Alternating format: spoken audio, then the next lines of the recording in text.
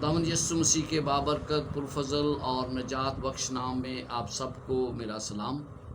आज हम खुदावंद यीशु मसीह के साथ खटाली के सिलसिले में चौथा सबक सीख रहे हैं, जिसका इन्वान है सुनार का चेहरा देखना। बड़ा अहम सबक है कि हम किस तरह खुदावंद यीशु मसीह का जो हमारा सुनार है, जो हमें कुंदन बनाता है, उसका चेहरा हम किस तरह देख सकते हैं। आइए हम अपने सरों को झुकाएं और दुआ मांगें ताकि रूह कुद्दस आपकी मदद करे और मेरी मदद करे, ताकि मैं इसको बेहतर तरीके से बयान कर सकूं और आप इसे अपनी ज़िंदगियों का एक अमली हिस्सा बेहतर तौर पर बना सकें। आइए खुदा उनसे दुआ करें। बहरोबर के खालिक और मालिक, हमारी ज़िंदगियों के बानी, तेरा शुक्र, तेरी सताइश करते हैं। एक बार तूने फिर हमें ये मौका फराहम किया है कि हम तेरे कलाम को खोल सकते हैं। मेरी मदद करना, अपना रूह कुद्दस देना, ताकि मैं खुदावंद बेहतर तरीके से बयान कर सकूं, और इसके साथ साथ खुदावंद सुनने वालों को रूह कुद्दस दे ताकि वो समझ सके। ये कलाम हमारी ज़िंदगियों का एक अमली हिस्सा बने, और इसके लिए खुदावंद तेरा रूह कुद्दस हमारी ज़िंदगियों पर असर करे। मांगता हूँ तेरे प्यारे बेटे यीशु मसीह के वसीला से, आमीन। जब आप ये इन्वान पढ़ते हैं सुनार का चेहरा देखना, तो आपके जहन में बहुत से सवालात उठते होंगे कि ये सुनार का चेहरा क्या है और किस तरह इसको देखा जाता है। एक औरत बच्चों के साथ सुनार की दुकान पर गई। वहां कोयलों की आग के दरमियान एक टाइल रखी हुई थी। उस टाइल पर नमक, इमली और ईंटों का चूरा था। इसी मरक के बीच में सोना मौजूद था।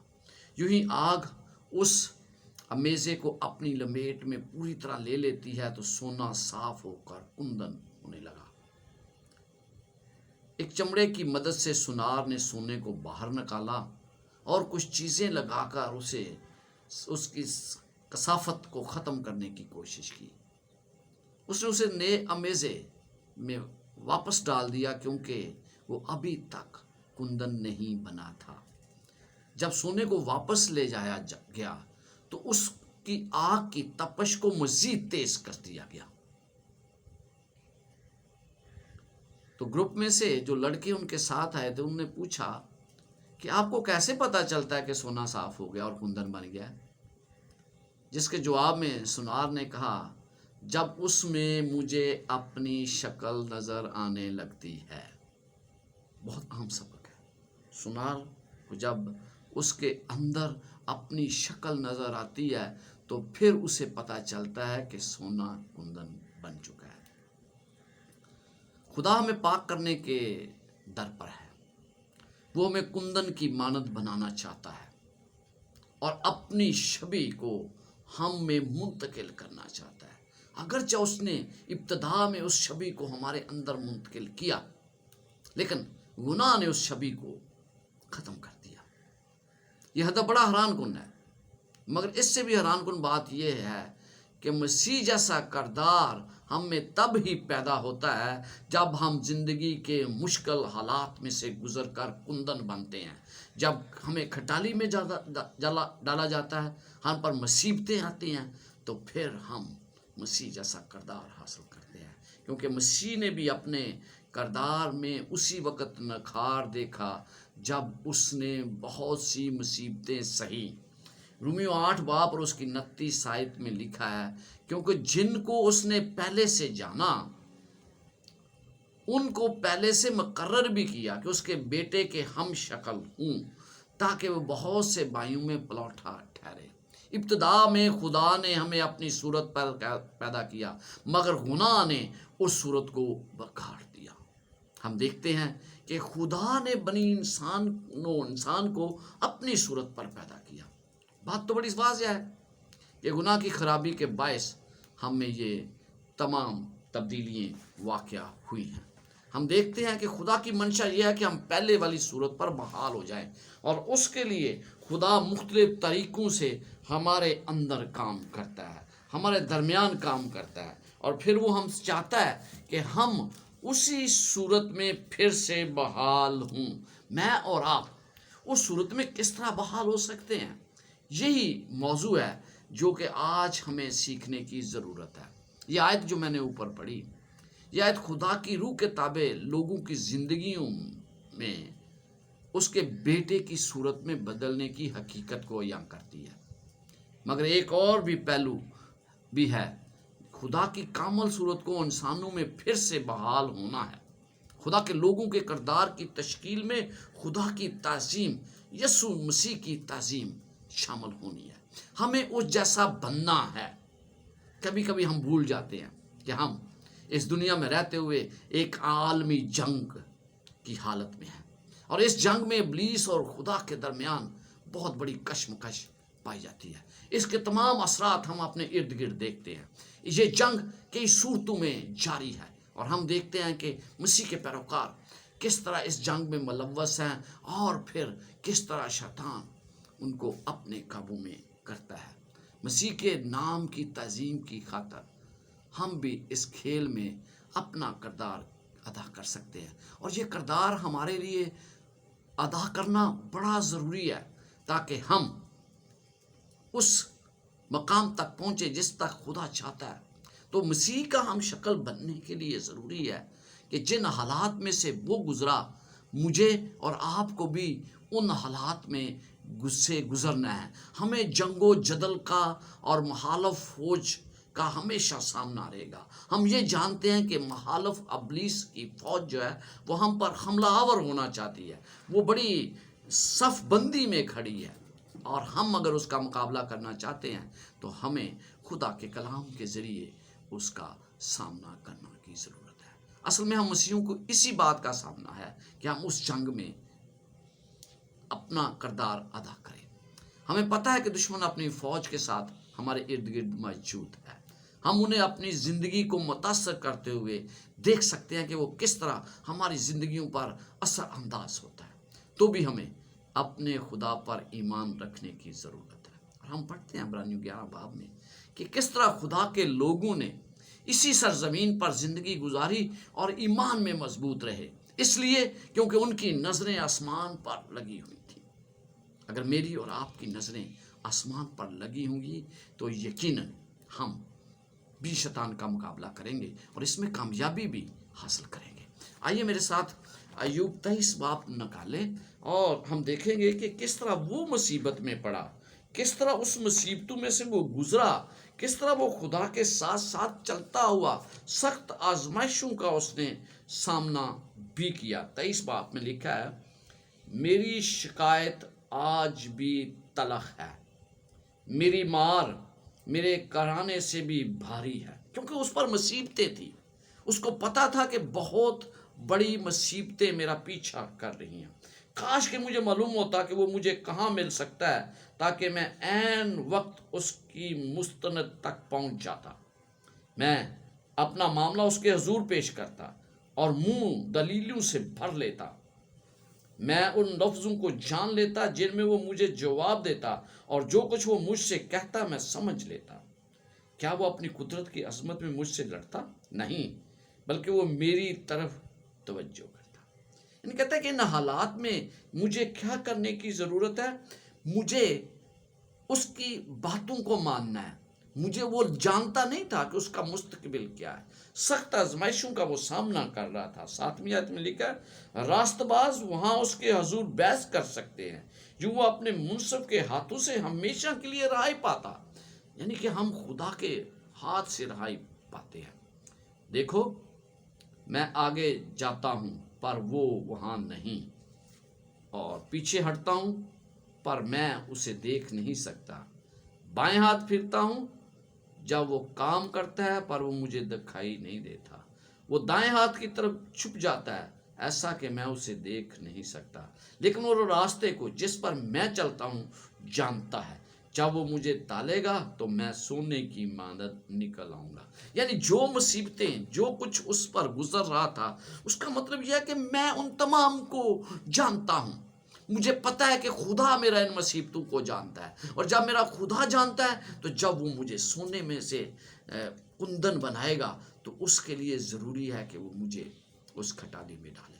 مجھے اور آپ کو ایوب کی اس باتوں کو ہمیشہ یاد رکھنا چاہیے کہ جو کچھ مجھ پر بیتتا ہے میرا خدا اس سے واقف ہے، اور جب میرا خدا واقف ہے تو مجھے اس پر عمل کرنے کی ضرورت ہے کہ خدا میری مصیبتوں سے واقف ہے اور وہ کبھی بھی برداشت نہیں کر سکتا۔ ایک بات آپ سے کہنا چاہتا ہوں، جو کچھ آپ کے ساتھ اور میرے ساتھ ہوتا ہے خدا اس سے صرف واقف نہیں ہے، واقف ہونے کے ساتھ ساتھ وہ اس میں سے نکالنے کی مجھے کوشش کرتا ہے۔ جو مصیبتیں مجھ پر آتی ہیں، مسیح کہتا ہے کہ وہ مجھ پر آتی ہیں۔ پولس رسول سے اس نے کیا کہا؟ اس نے کہا اے پولس، اے ساؤل تو مجھے کیوں ستاتا ہے؟ وہ ستاتا بنیادی طور پر مسیحی لوگوں کو تھا۔ تو جب آپ پر مصیبتیں آتی ہیں، جب مجھ پر مصیبتیں آتی ہیں، تو مجھے اور آپ کو یہ علم ہونا چاہیے کہ خدا پر وہ مصیبتیں ہیں اور وہ ان کا جلد سدباب کرے گا۔ سخت آزمائشوں میں بھی ایوب نے اپنے اعتماد کو خدا پر قائم رکھا۔ سب حالتوں میں ایوب پر جو بھی گزرا اس نے اسے برداشت کیا، اور ایک چیز جس پر اس کی نظر تھی وہ سونے کا ماڈل تھا جو اسے ملنے والا تھا۔ سونے کا میڈل نہیں، بلکہ وہ دیکھ سکتا تھا کہ اگر خدا اس کے ساتھ آخردار وفادار ہے تو وہ سونے کو کندن کی مانند نکھار کر باہر کر سکتا ہے۔ یہ میں نے 10ویں آیت میں آپ کے سامنے پڑھا۔ ایوب وہ سب سے کس قدر واقف تھا جو اس کے پیچھے ہو رہا تھا؟ ہمیں پتہ نہیں ہے کہ وہ کتنا واقف تھا۔ اس نے اس آگ سے پاک ہونے کو قبول کیا، چاہے اس سے کئی باتوں کو پشیدہ رکھا گیا تھا۔ لیکن اس کو بہت سی باتوں سے پشیدہ رکھا گیا، بہت سی باتیں وہ جانتا نہیں تھا، لیکن جو آگ تھی اس کے ذریعے وہ کہتا ہے کہ مجھے وہ پاک کر دے گا۔ میں اس مصیبت سے گزر رہا ہوں، مجھے وہ پاک کرے گا۔ آپ کو بھی وہ پاک کر سکتا ہے۔ کیا آپ آگ سے خوف زدہ ہیں؟ کیا حالات کی تپش سے آپ کو ڈر لگتا ہے؟ شاید ایوب کی طرح ہمیں بھی آگ کی تپش کے سبب کا علم نہ ہو۔ بعض اوقات میری نوکری چلی جاتی ہے، بعض اوقات لوگوں کی نوکری، وہ مشکلات کا شکار ہو جاتے ہیں، بیمار ہو جاتے ہیں۔ کئی دفعہ ایسے خاندانی تعلقات میں لوگ ایک دوسرے کو مشکلات میں ڈالتے ہیں اور انہیں مشکلات کا سامنا ہو سکتا ہے۔ بیماری ہو سکتی ہے، معاشری بدحالی، یعنی کہ اکنامیکل سچویشن جو آج کل چل رہی ہے اس کی وجہ سے بہت کچھ ہو سکتا ہے۔ معاملوں کو سمجھنا کتنا بھی مشکل کیوں نہ ہو، آپ کے مسائل سے خدا اپنی صورت کو بہتر طور پر آپ میں پیدا کر کے نکال سکتا ہے۔ چونکہ کندن بننے پر ایوب کی نظر تھی، اس لیے ان مشکلات سے وہ کس قدر بہتر طور پر نکل سکا، کیونکہ وہ جانتا تھا کہ ان مصیبتوں کے بعد میں کندن بنوں گا۔ اس لیے وہ ہم دیکھتے ہیں کہ ان مصیبتوں سے وہ نکلا، اس کا مددگار تھا۔ یہ اس کے لیے بہت بڑی گواہی بن گئی، کیونکہ وہ جانتا تھا کہ اپنے مسائل میں وہ خود کچھ نہیں کر سکتا، بلکہ خدا اس کی مدد کرتا ہے۔ آپ پر مصیبتیں آتی ہیں، مجھ پر مصیبتیں آتی ہیں، اور ہمیشہ یاد رکھیں کہ یہ مجھے اور آپ کو پاک صاف کرنے کے لیے ہے، ہمیں کندن بنانے کے لیے ہیں۔ دکھ اٹھانے کے بغیر اور کس طرح آپ کو پاک کیا جا سکتا ہے؟ یہ ناممکن ہے۔ جب تک ہم دکھ نہ اٹھائیں، ہمیں اس کا علم ہی نہیں کہ مسیح کن دکھوں سے گزرا، یا ایماندار جو ہیں وہ کن مشکلوں سے گزرتے ہیں۔ آپ سب کو مسیح نے بہت بڑی بلاہٹ دی ہے، اور مجھے بھی، اور ہم دیکھتے ہیں کہ ایمانداروں کو خدا بلاہٹ دیتا ہے۔ یسوع مسیح نے ایک تمثیل متی 25 باب میں کہی جو بڑی اہم ہے اور جس کے بارے میں ہمارے لیے جاننا بڑا ضروری ہے۔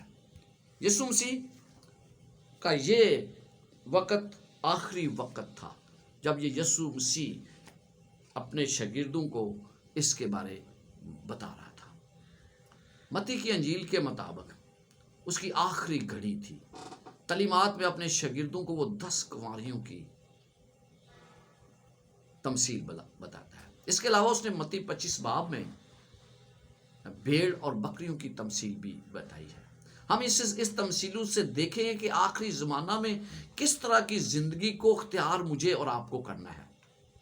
اس لحاظ سے ان تمثیلوں کی اہمیت بڑی واضح ہے کہ یہ ہمارے چال چلن کی تشکیل ہے۔ یہ چال چلن کے لیے ہمارے لیے ایک للکار ہے کہ ہم اپنے چال چلن کو کس طرح خدا کی مرضی کے مطابق ڈھال سکتے ہیں۔ بہت سے مفسرین کے مطابق 10 کماریوں والی تمثیل میں तेल रूल कुद्दस की अलामत है, जिससे बहुत से जो बाइबल के राइटर्स हैं, कमेंटेटर हैं, उससे मुतफिक है। मगर साथ में उनका ये भी कहना है कि यहाँ तेल से मुराद वो करदार भी है जिसे कोई और हमारे लिए मुहैया कर सकता है। आइए मत्ती 25 बाब और उसकी पहली 13 आयत पर गौर करते हैं। क्या उस वक्त आसमान की बादशाही उस 10 कंवारियों की मानद होगी जो अपनी मशलें लेकर दूल्हा के इस्तकबाल को निकली। यहाँ पर आप देखते हैं 10 कंवारियां, ये कौन लोग हैं? ये बुनियादी तौर पर वो लोग हैं जो सच्ची तालीम को अपनाए हुए हैं, क्योंकि मुकाशवा की किताब में हमें पता चलता है कि उन्होंने जो आसमान पर गए, उन्होंने झूठी तालीम से अपने आप को दूर रखा।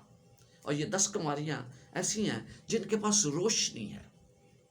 रोशनी होना दैट मीन उन्हें बाइबल की सच्ची तालीम का इल्म है, और फिर वो दूल्हा के इस्तकबाल को निकली हैं। उनको दावत दी गई है। आपको पता है जब शादी की तैयारी की जाती है तो उसमें बहुत सी चीज़ें इन्वॉल्व होती हैं। पहली बात तो ये कि अच्छे अच्छे कपड़े सिलाए जाते हैं, और औरतों को बड़े अच्छे कपड़े पसंद है। हर ओकेजन के लिए नया कपड़ा होता है। और मुझे लगता है जब इन कुंवारियों को दावत खास दी गई थी तो शायद उनका एक जैसा लिबास भी हो, एक जैसे उनने प्रैक्टिस की हो कि हमने किस तरह उसका इस्तकबाल करना है। लेकिन दूसरी आयत मुझे थोड़ी सी शशोपंज में मुबतला कर देती है। लेकिन उनमें से 5 बेवकूफ़ और 5 अक्लमंद थी। एक जैसा ज़ाहिरी सूरत एक जैसी नजर आ रही है, मशले उनके हाथ में, मशले उन्होंने ले ली है, लिबास उनका एक जैसा है। आपको पता चलता है कि हर चीज़ एक जैसी लग रही है। लेकिन खुफिया तौर पर वो उनमें से 5 अक्लमंद और 5 बेवकूफ़ है।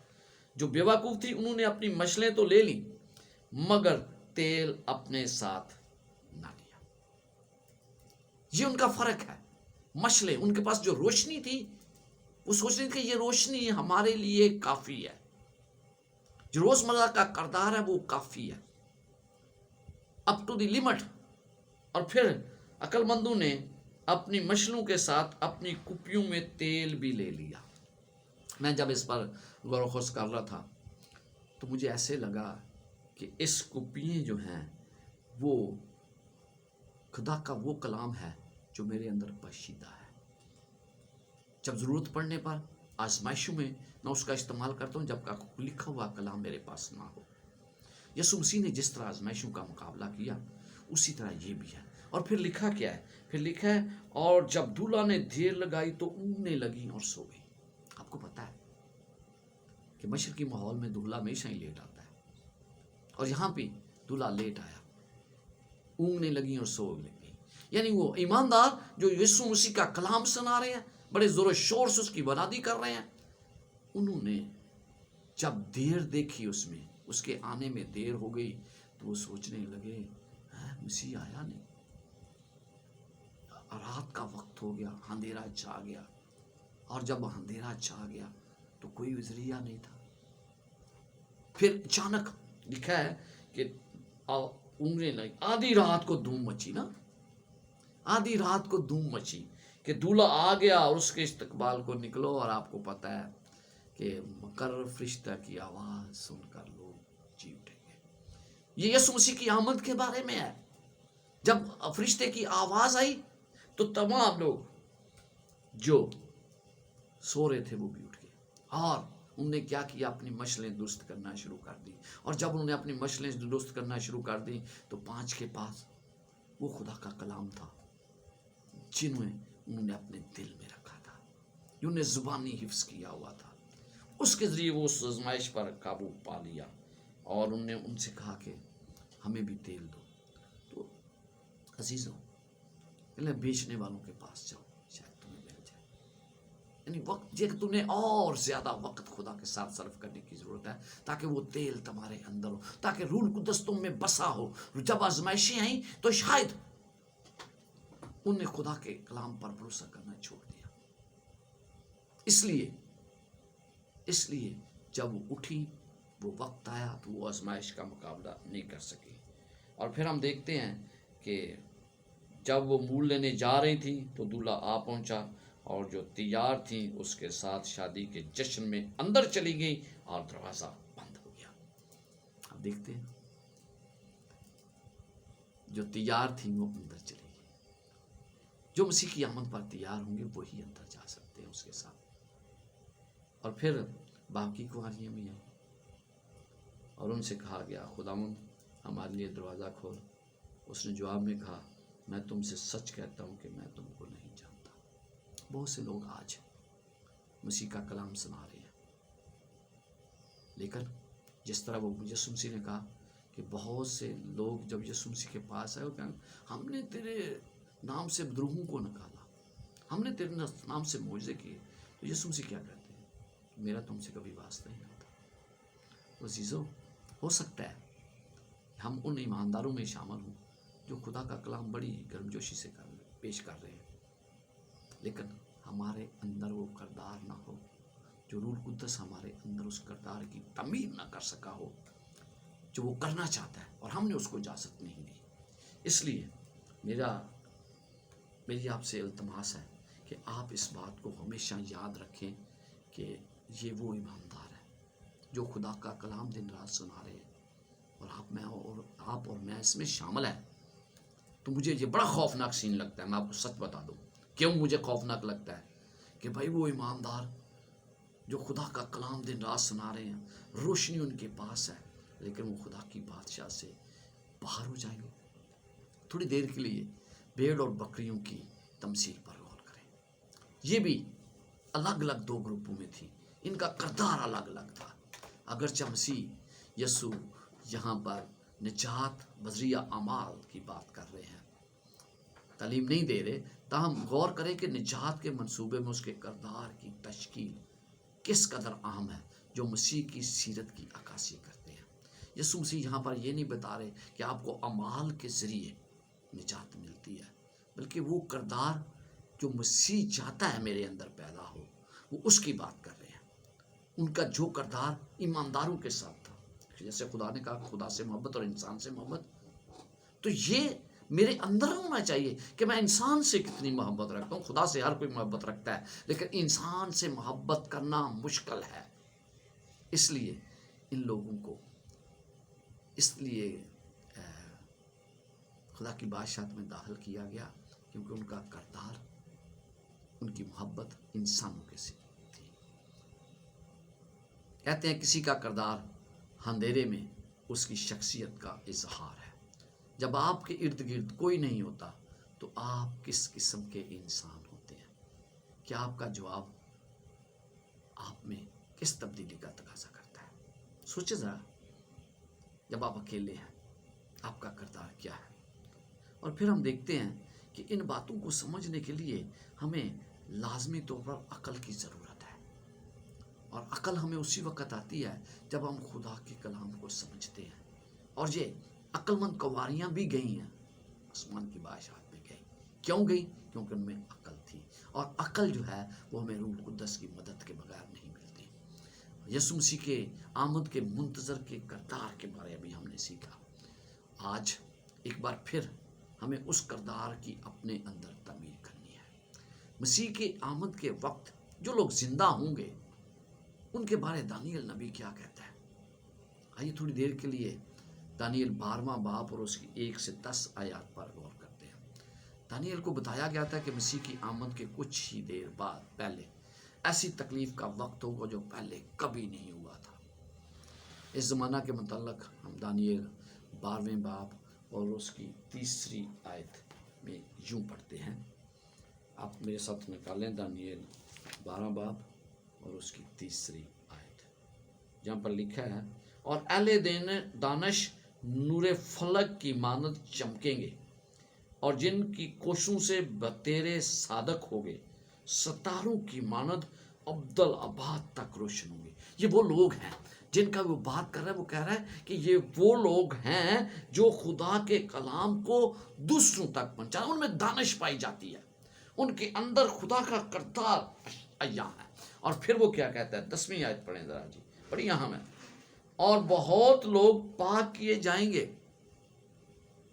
और सादक साफ व बैराक होंगे, लेकिन शरीर शरारत करते रहेंगे, और शरीरों में से कोई ना समझेगा पर दानश्वर समझेंगे। तो हमें دانش کہاں سے ملتی ہے؟ خدا کے کلام سے۔ اور یہاں پر آپ دیکھتے ہیں کہ بڑا واضح طور 10ویں آیت میں آپ دیکھتے ہیں کہ وہی لوگ جو دانش مند ہیں وہ سمجھیں گے، شریر ان بات کو نہیں سمجھ سکتے، جن کی شرارتیں، جن کی بدی جن کی زندگی میں رہتی ہے وہ خدا کے کلام کو نہیں سمجھ سکتے۔ مجھے اپنی زندگی سے پہلے بدی کو دور کرنا تاکہ میں خدا کے کلام کو سمجھوں۔ آپ خدا کے کلام کو سمجھنا چاہتے ہیں تو اس کے لیے ضروری ہے کہ ہم اس کے حکم پر عمل کریں۔ اگر میں اس کے حکم پر عمل نہیں کرتا تو پھر میں نور فلک کی مانند کس طرح چمک سکتا ہوں؟ وہ کہتا ہے وہ آگ سے پاک صاف کیے جائیں گے۔ وہ آگ، وہ مصیبتیں جو مجھ پر آتی ہیں، میں کس طرح ان سے نکلنے کی کوشش کرتا ہوں؟ کیا میں خدا کی مدد سے نکلنا چاہتا ہوں یا کہ میں کسی اور دھوکہ دہی کے ذریعے اس میں سے نکلنا چاہتا ہوں؟ اس مصیبت کے دور میں مجھے یہ جاننا ہے۔ پہلی آیت میں کیا لکھا ہے؟ دانیل کہتا ہے اس وقت میکائیل مقرب فرشتہ جو تیری قوم کے فرزندوں کی حمایت کے لیے کھڑا ہے اٹھے گا، اور ایسی مصیبت کا وقت ہوگا نہ اس سے ابتدائی قوم سے اس وقت تک کبھی نہ ہوا ہوگا، اور اس وقت تیرے لوگوں میں سے ہر ایک جس کا نام کتاب حیات میں لکھا ہوگا رہائی پائے گا۔ آپ کو کیا پتہ چلتا ہے یہاں پر؟ مجھے یہ پتا ہے کہ مصیبت کا وقت ہوگا، ایسا پہلے کبھی مصیبت نہیں آئی، اور یہ شریر نہیں سمجھ سکتے، یہ صادق صرف سمجھتے ہیں۔ امثال میں کیا لکھا ہے؟ مثال پہلا باب اور اس کی 7 آیت میں خداوند کا خوف علم کا شروع ہے۔ ایک وجہ تو یہ ہے، ہو سکتا ہے کہ دانشور اس لیے دانا ہے کیونکہ وہ آخری زمانہ کے متعلق نبوتوں اور بائبل کی تعلیم سے واقف ہے، اس لیے انہیں دانشور کہا گیا۔ انہیں حالات سے کوئی حیرت نہیں ہوتی، جو مصیبتیں آتی ہیں ان کو پہلے سے پتہ ہے، کیونکہ بائبل میں ہر چیز بتا دی گئی ہے، وہ جانتے ہیں۔ سب سے اہم بات تو وہ یہ جانتے ہیں کہ ایسے واقعات مجھے کچھ مصیبت میں مبتلا نہیں کر سکتے، بلکہ مجھے کندن بناتے ہیں۔ یہ مصیبت کا وقت مجھے کندن بناتا ہے، مجھے خدا کی بادشاہت کے لیے تیار کرتا ہے۔ دوسری جانب شریر جو ہے وہ ان حالات میں مزید شرارت کرتے ہیں، ہٹ درم اور زیادہ ہٹ درم ہو جاتے ہیں۔ اس لیے مجھے اور آپ کو ہٹ درم نہیں ہونا، بلکہ اپنے آپ کو اس کے ہاتھ میں دے دینا ہے تاکہ وہ مجھے اپنے کلام کے مطابق ڈالے۔ بات یہ ہے کہ آپ کیا کندن بننا چاہتے ہیں؟ تو کندن بننے کے لیے ضروری ہے کہ کھٹالی میں پڑے، اور پھر ہم دیکھتے ہیں کہ ہمیں جب وہ کندن بناتا ہے تو پھر ہم وہ کردار، وہ معاشرہ تشکیل پاتا ہے جو حقیقت میں وہ چاہتا تھا۔ تو مجھے اور آپ کو یہ سیکھنا ہے۔ پولس رسول نے افسیوں کی کلیسیا کو افسیوں 4 باب اور اس کی 11 سے 16 آیت میں یہ پیغام دیا، کہتا ہے کلیسیا ایک بدن کی مانند ہے، یسوع مسیح بدن کا سر ہے، جبکہ باقی کلیسیا بدن کا باقی حصہ ہے۔ افسیوں 4 باب 13 اس سے پتہ چلتا ہے کہ کیوں ہمیں ایک معاشرے کے طور پر رہنا اور جینا ہے، کیونکہ خدا ہمارے ساتھ لکھا ہے تاکہ ہم مل کر مسیح کے پورے قد کے اندازے تک پہنچنے کا تجربہ کر سکیں۔ تجربہ میں کب کرتا ہوں؟ جب میں ایک دوسرے کے ساتھ ہم مل کر رہتے ہیں، اور اس بات کے لیے ہمیں ایک دوسرے کی ضرورت ہوتی ہے۔ سچ ہے کہ کوئی اکیلا بھی مسیح ہو سکتا ہے۔ ماضی کی صدیوں میں ایسے لوگ آئے ہیں جن کی توہین کی گئی اور جن کا مذاق اڑایا گیا، جن کو بہت سا برا بلا کہا گیا، اور جو اب ان حالات کی وجہ سے وہ یہ چاہتے تھے کہ وہ ان حالات سے نکلے، لیکن ہم دیکھتے ہیں کہ انہیں اس سے نکلنے کے لیے انہیں بہت سی کوششیں کی، انہیں کوئی چارہ نہ تھا، لیکن انہوں نے اپنے اعمال سے خدا کے کلام کو عزت اور جلال دیا، اور وہ کسی کے سامنے نہیں جھکے اور نہ ہی ٹوٹے۔ کیوں نہیں ٹوٹے؟ کیونکہ وہ مسیح میں بالغ ہو چکے تھے اور مسیحیت کا اچھی طرح تجربہ کر لیا تھا، اور جب میں مسیح کا تجربہ کر لیتا ہوں، اس کے ساتھ رفاقت رکھتا ہوں، تو پھر مجھے دنیا کی کوئی چیز بھی مٹا نہیں سکتی۔ اپنے آپ سے مجھے یہ آج سوال کرنا ہے کہ کیا میں اس بات کے لیے تیار ہوں جو خداوند میرے اندر لانا چاہتا ہے؟ میں اس تبدیلی کو قبول کرنے کے لیے تیار ہوں تاکہ میں ان بیوقوف کماریوں میں شامل نہ ہوں، بلکہ عقل مند میں ہوں جو آسمان کی بادشاہت کے لیے تیار ہے۔ مجھے اور آپ کو اس بات کا ہمیشہ خیال رکھنا ہے کہ ہم کندن بننے کے لیے خدا مجھے مختلف مراحل سے گزارے گا، آپ کو بھی۔ انسانوں کے لیے سب سے اہم کام ان کی کردار کی تشکیل ہے، جس سے رول کو تشکیل دیتا ہے۔ آپ اور میں نے آج سے زیادہ اس غور و فکر سے مطالعہ کا وقت کبھی نہیں تھا۔ پچھلی کوئی نسل ایسی نہیں تھی جس کو سنجیدہ مسائل کا سامنا نہ کرنا پڑا ہو، اور نہ ہی پہلے کبھی ایسے جوان مرد تھے جو ایسی مشکلات سے سامنا ان کا ہوا ہو جن کا آج شاید ہمیں ہے۔ آپ سوچتے ہیں شاید، لیکن مجھے اور آپ کو اس کا سامنا کرنا ہے۔ آپ نے دیکھا تمثیل میں بیوقوف کنواریوں کو دکھایا گیا ہے، تیل مانگتی پھر رہی ہیں جبکہ ان کو نہیں ملتا۔ یہ ان لوگوں کی علامت ہے جنہوں نے اپنے کردار کی تشکیل نہیں کی، جو مشکل گھڑی میں ان کو قائم رکھ سکتے تھے، انہوں نے اس کردار کو قائم نہیں رکھا۔ یہ ایسے ہیں جیسے کہ وہ اپنے پڑوسیوں کے پاس جا کر کہیں کہ ہمیں کردار دیں بھائی، ہمارے کردار کو بہتر کرے، اس میں کچھ دے دو ورنہ میں بچنے کا نہیں۔ وہ عقل مند تھیں، بیوقوف کنواریوں کی ٹمٹماتی شمعوں کے لیے انہیں تیل نہیں دے سکی تھی۔ کردار کی منتقلی یہ ناممکن چیز ہے۔ میں اپنا کردار کسی کو بیچ نہیں سکتا، میں خرید نہیں سکتا، نہ اسے بیچا جا سکتا ہے نہ اسے خریدا جا سکتا ہے۔ اسے صرف حاصل کیا جا سکتا ہے، اور حاصل کس طرح کیا جاتا ہے؟ خدا کے ساتھ وقت صرف کرنے سے، اس کے حکم پر عمل کرنے سے۔ میں اپنے کردار کو پاک بناتا ہوں، مگر اس میں ایسا کوئی وسیلہ مہیا نہیں کیا جس سے ایک شخص اپنے مشکلات میں سے گزرنے کے بغیر، کڑے امتحان میں سے گزرنے کے بعد، صبر کے نہ کرنے کے باوجود وہ اس کردار کو حاصل کر لے۔ مجھے اور آپ کو اگر اس کردار کا ایک حصہ بننا ہے تو پھر اسے ہمیں اپنے اندر منتقل کرنے کی ضرورت ہے۔ تو یقیناً سونار کا چہرہ اسی وقت نظر آئے گا جب میں کندن بنوں گا۔ میرے اندر خدا کی وہ شکل اسی وقت نظر آئے گی جب میں کندن بنوں گا، اس سونار کی طرح جو یہ سوچتا ہے کہ جب مجھے اس کے اندر اپنی شکل نظر آئے گی تو وہ کندن بن جائے گا۔ مسیح آپ کو اور مجھے کندن بنانا چاہتا ہے، اور ہم کندن اسی وقت بنتے ہیں جب اسے ہمارے اندر اپنی شکل نظر آتی ہے، اپنی شبیہ نظر آتی ہے۔ تو خداوند آپ کے ساتھ ہو اور آپ کو برکت دے۔